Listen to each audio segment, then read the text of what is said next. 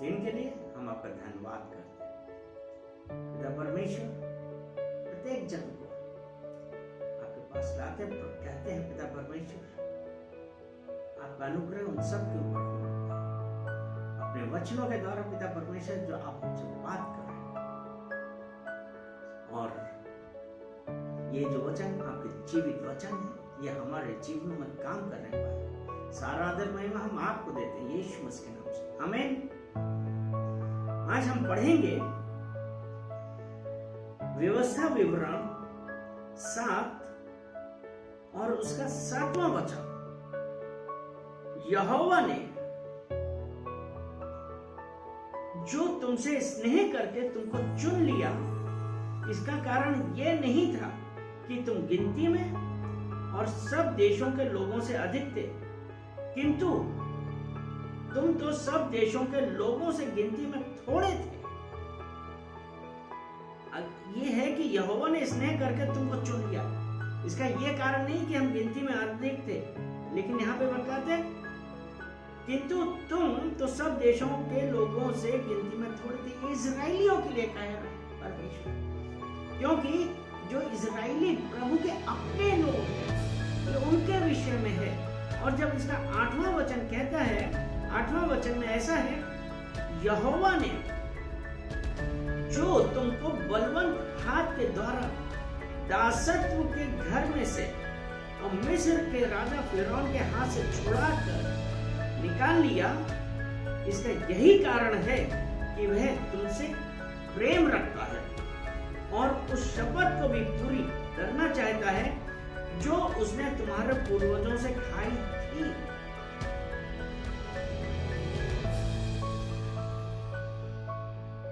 और यानी कि वो परमेश्वर ने जब हम लोगों मिस्र इजराइलियों को क्या कहता, मिस्र के राजा फिरौन के हाथ से छुड़ाया था।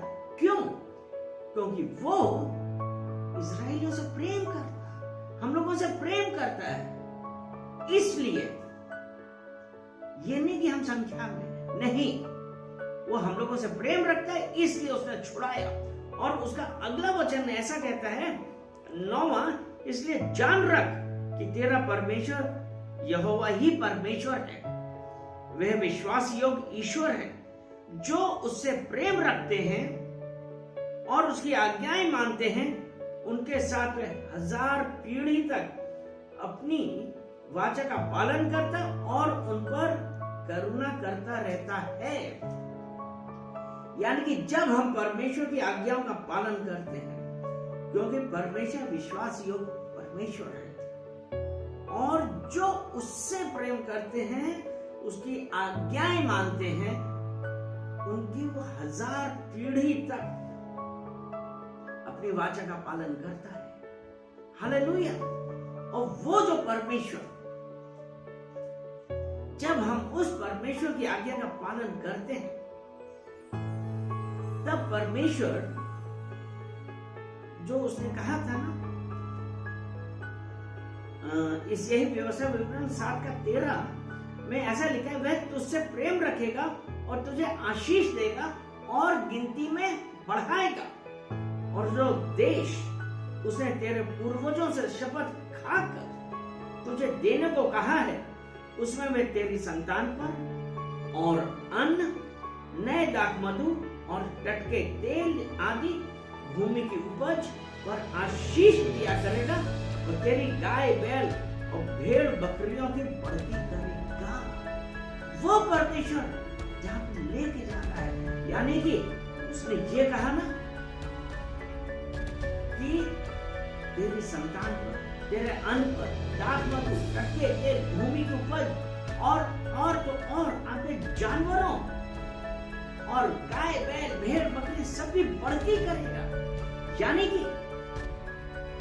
सब जने, चाहे पुरुष जानवर हो, सबकी बढ़ती करेगा। हालेलुया। वो परमेश्वर जो हमसे प्रेम रखता है, उसे एक यही है कि जब हम उसकी आशीष पे चलते हैं, उसकी वाचाओं पे चलते हैं, तब वो हमको इन सब चीजों से आशीष देगा। और जो उसने कहा था और जो उसने कहा है कि वो हमको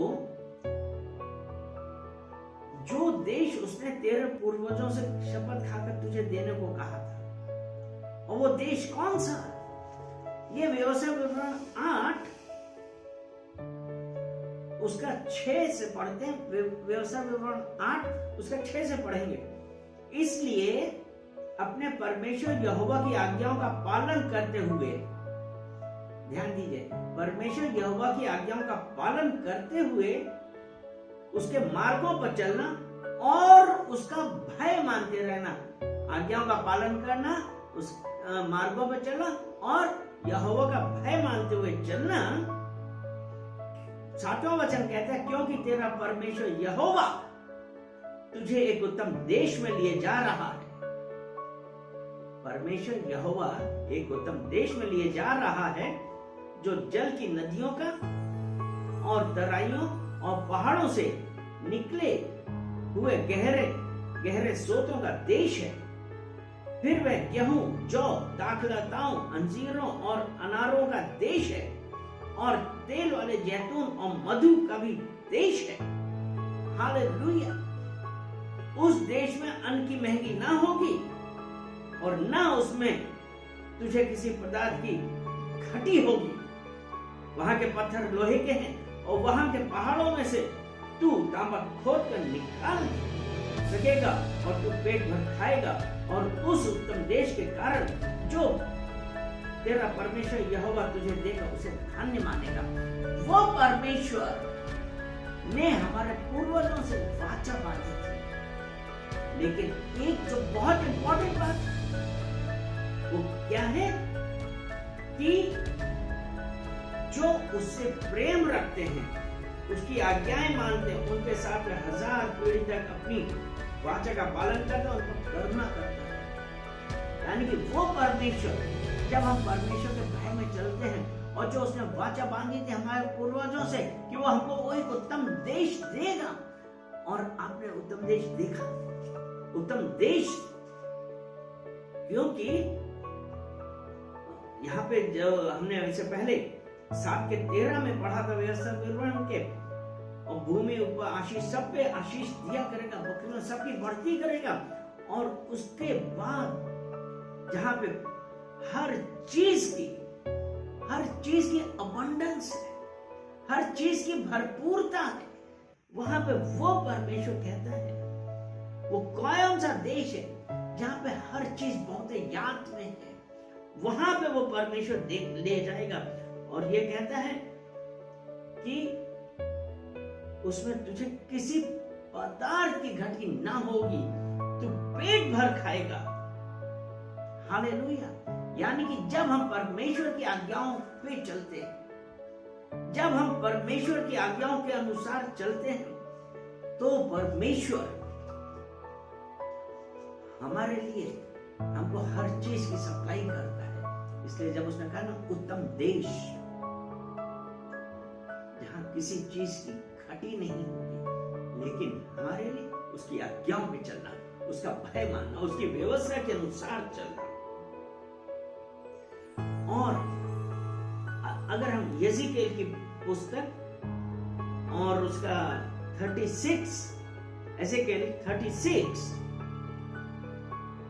और उसका हम वचन पढ़ेंगे 27 और 28। मैं अपना आत्मा तुम्हारे भीतर देकर ऐसा करूंगा कि तुम मेरी विधियों पर चलोगे और मेरे नियमों को मानकर उनके अनुसार करोगे। परमेश्वर ने कहा मैं अपना आत्मा तुम्हारे भीतर देकर ऐसा करूंगा। यानी कि एक यहाँ पे है, चलिए रोमियो जल्दी से निकालते हैं 8 और उसका 14 वचन हम पढ़ेंगे। यहाँ अभी जो हमने क्या पढ़ा था कि मैं अपना आत्मा तुम्हारे भीतर, चलिए पहले इसका यज़िकेल 36 का 26 की पढ़ते हैं। मैं तुमको नया मन दूंगा और तुम्हारे भीतर नई आत्मा उत्पन्न करूंगा और तुम्हारी देह में से पत्थर का हृदय निकालकर तुमको मांस का हृदय दूंगा। मैं अपना आत्मा तुम्हारे भीतर देके ऐसा करूंगा कि तुम मेरी विधियों पर चलोगे और मेरे नियमों के मान कर उसके अनुसार करोगे। अब जल्दी से रोमियो 8 उसका 14 वचन हम पढ़ें तो उसमें लिखा है कि इसलिए कि जितने लोग परमेश्वर के आत्मा के चलाए चलते हैं वही परमेश्वर के पुत्र हैं। हालेलुया। और यहाँ पे एजेकिएल में 36 से 27वां वचन कहता है मैं अपना आत्मा तुम्हारे भीतर देके ऐसा करूंगा। यानी कि जो परमेश्वर की आत्मा के अनुसार चलते हैं, परमेश्वर की आत्मा के चलाए चलते हैं, वही परमेश्वर के पुत्र हैं। तो अगर हम परमेश्वर की आत्मा के चलाए चलते हैं, हम परमेश्वर के पुत्र हैं। और जब हम परमेश्वर के पुत्र हैं तो एजेकिएल 36 उसका 28 वचन कहता है तुम उस देश में बसोगे जो मैंने तुम्हारे पितरों को दिया था और तुम मेरी प्रजा ठहरोगे और मैं तुम्हारा परमेश्वर ठहरूंगा। हालेलुया।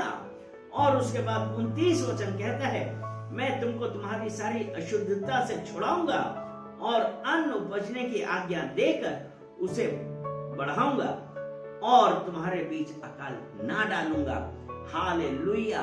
परमेश्वर ने कहा कि जो परमेश्वर की आत्मा के चलाए चलते हैं वही परमेश्वर के पुत्र हैं। और जब परमेश्वर के पुत्र हैं, ये वचन है, उसने कहा है मैं तुमको तुम्हारी सारी अशुद्धता से छुड़ाऊंगा और अन्न उपजने की आज्ञा देकर उसे बढ़ाऊंगा और तुम्हारे बीच अकाल ना डालूंगा। हम परमेश्वर का धन्यवाद करते हैं कि परमेश्वर ने आज अपने वचनों से बात की कि परमेश्वर का जब हम भय मानते हैं, परमेश्वर जिसने हमको मिस्र से बाहर निकाल के लाया, क्यों? क्योंकि उसने आपसे मुझसे प्रेम किया। और उसके बाद कहता है मेरी आज्ञा हजार पीढ़ी आशीषित हमारे साथ रहेगा, हमको किसी बात की घटी ना हो। पिता परमेश्वर, हम आपका धन्यवाद करते हैं कि आपके वचनों के द्वारा जो आपने हम लोगों से बात की, जब आपने कहा कि हम आपकी आत्मा के चलाए चलते हैं, हम आपके पुत्र हैं, इसलिए हमारे पास किसी भली वस्तु की घटी ना होगी। क्योंकि आज जो आपने वाचा हमारे पितरों से बांधी थी, आप वो ही करेंगे और उसमें हमको किसी भी भली वस्तु की घटी ना होगी।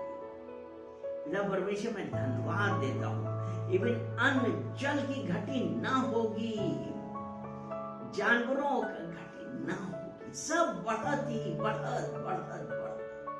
क्योंकि हम लोग एक we serve a God who is God of increase, वो परमेश्वर की हम आराधना करते हैं जो परमेश्वर बढ़त का परमेश्वर है। पिता परमेश्वर, हम धन्यवाद देते हैं कि आपने अपने इन वचनों के द्वारा आज हम सबसे बातें करी हैं। और पिता परमेश्वर, प्रार्थना करते हैं कि जिस किसी ने भी कोई भी गलती करी है, पिता परमेश्वर आपका दास होने के नाते मैं उनके लिए पश्चाताप कर रहा हूं, अपने लिए पश्चाताप कर रहा हूं कि पिता परमेश्वर माफ करिए, हैव मर्सी ओवर अस। क्योंकि आपने कहा है कि तुम्हारे पाप मैं सदैव याद नहीं रखता, क्योंकि मैं करुणा से प्रीत रखने वाला परमेश्वर। पिता परमेश्वर, मैं धन्यवाद देता हूं कि आपने अपने वचनों के द्वारा हम सबको आशीषित किया है। सारा आदर महिमा हम आपको देते हैं, यीशु मसीह के नाम से, आमीन।